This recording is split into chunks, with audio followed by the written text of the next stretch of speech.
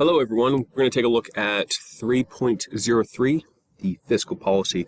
So fiscal policy brings us into macroeconomics, where we're looking at not individualized businesses like we were in Unit 2 for 2.05, where we looked at an individual business and profit maximization.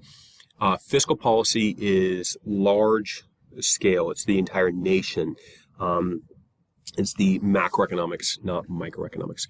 So fiscal policy is conducted by the federal government, Congress, basically. And fiscal policy is broken down into two different categories. It's either changing of government spending, so increasing government spending or decreasing government spending, or changing of taxes, where you would increase taxes such as the federal income tax, or decrease taxes like the federal income tax. And by changing government spending or taxes, it's going to change how much money is in our economy. Logically, we understand that if you have more spending, or if you have more money in your pocket, you'll increase your overall spending, and that can increase job growth. If there's more spending at businesses, businesses will then hire more workers, and then those workers will have more money, and they'll pay more in their taxes, and then the government will have more money to spend elsewhere.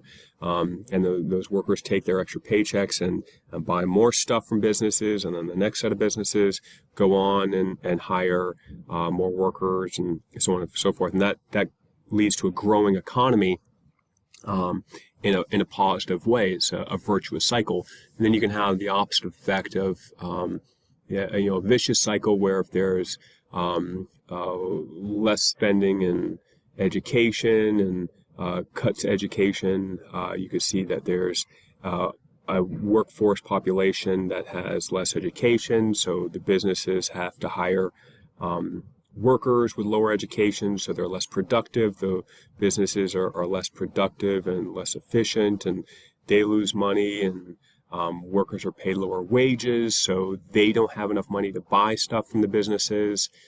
So the businesses don't sell as much, don't have as much profit, and they don't hire as many workers. And the low wages means low tax revenue for the government, and they're just cutting and cutting and cutting. And this is just the cyclical format of the business cycle. So oftentimes what will happen here is, if an economy is in a recession, it's not doing so well, it needs to grow, the government will increase its overall spending and cut its taxes to try and encourage people to spend more money. And when the government spends more money than they're bringing in tax revenue, it's going to add to their overall federal debt. You'll see that when the economy isn't doing so well, or during scary times, the government tends to spend much more than it brings in tax revenue, especially during war or during the Great Depression, when the government was spending a whole lot of money to try and get people to work to fix the economy as quickly as it could. I saw during the Great Recession, the pandemic, and then, oh God, I hope that doesn't happen, but what could occur here? So moving on. The objectives in this assignment lesson here are for you to understand the goals and the tools of fiscal policy, which I just kind of explained there. If the government's trying to expand the economy by increasing government spending or decreasing taxes, their goal is to grow gross domestic product, or GDP. Their goal is to increase overall employment or lower unemployment, and hopefully avoid inflation and have relatively stable prices. But the trade-off of this is, when the government spends too much money, they can add to their national debt. A debt is the accumulation of all past and previous budget deficits. A budget deficit is a single year when we're spending too much government spending and not enough tax revenue in a single year. And a budget surplus is when the exact opposite happens, when we have more tax revenue coming in and less government spending occurring. And then how those changes in fiscal policy can affect that national budget, whether it's going to add to our budget deficit or decrease our budget deficit. And then The last part is evaluate whether a balanced budget should be required by law. Oh my gosh, no. I'll tell you that I am a strong believer in Keynesian, and this is, oh my gosh, no, good gosh, no. It's in class and lesson, I'll explain why this is not the best idea or best approach here. All right, moving on. Fiscal policy and the debt. We have some examples of what the government actually spends its money on. You guys cost the government roughly $12,000 a year for your education, but they spend a lot more on other things, subsidizing healthcare costs for everybody, subsidizing your nutritional programs. If you got here on a road, you're tax paying for the roads, you're breathing clean air, if you're drinking clean water, if you're protected by the military and your house wasn't blown up by a foreign entity, protected by that, you're paying for, the police, the fire department, all sorts of different programs out there are paid for by the government, substation of NASA, so they can get those satellites up there so you guys can access this through the internet. And the beautiful national parks, that's the Yosemite right there, one of my favorite ones. Gorgeous place. All right, moving on.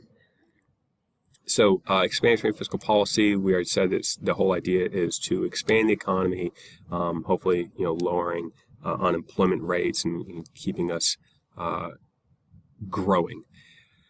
I went through this kind of process of the whole spending money to make money, but you can click through it if you wanted to. It talks about how the government can spend more money to create more jobs. Maybe they're hiring people to build a road, and then those construction workers have more money, and then they go off and buy groceries, and so the grocery store gets more money in, and they hire more workers, and then those workers that work to the grocery store go out and buy video games, and then the video game store can hire more workers, and so on and so forth. So it's got to start somewhere. Who should it start with? All right. Next, we have the overall federal budget, and like I was trying to tell you before, if you're collecting more in taxes and you're spending less, then you're going to have a budget surplus. But if you're spending more and bringing in less in taxes, you're going to add to their federal budget deficit. So explains what deficits are. Are federal budgets necessary? Yeah, we need to spend. So typically in a recession, you're going to have budget deficits occurring, and in inflationary periods, you're going to see typically budget surpluses. You want to take money out of the economy in those inflationary periods and add it during recessions. All right, lastly, here's the actual assignment here. So fiscal policy in the real world. You want to make sure that you're using complete sentences, and you want to answer these two questions here. So you're going to define the tools and goals of fiscal policy, and then should Congress create a law mandating a balanced federal budget? No. Only jokingly will I fail you if you put yes to this, but no. I'll explain in great detail if you would like. But make sure that you're supporting your answer with valid points. Then comes part B. This is the actual tougher part of the lesson. So you're going to find a news article that relates to fiscal policy. You could find something about Congress debating new spending bills or tax cuts, stuff like that. If you want a list of terms to use, and throw into Google, these are a great bunch of options here. Just Google one of those terms and some news articles will be able to pop up.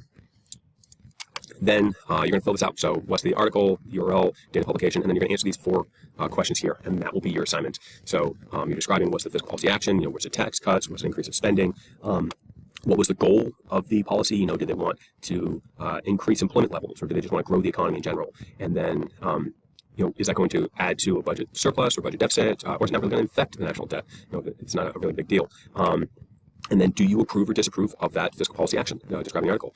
And, why? Why do you believe that? And then lastly, explain your response and identify at least one trade-off of your choice.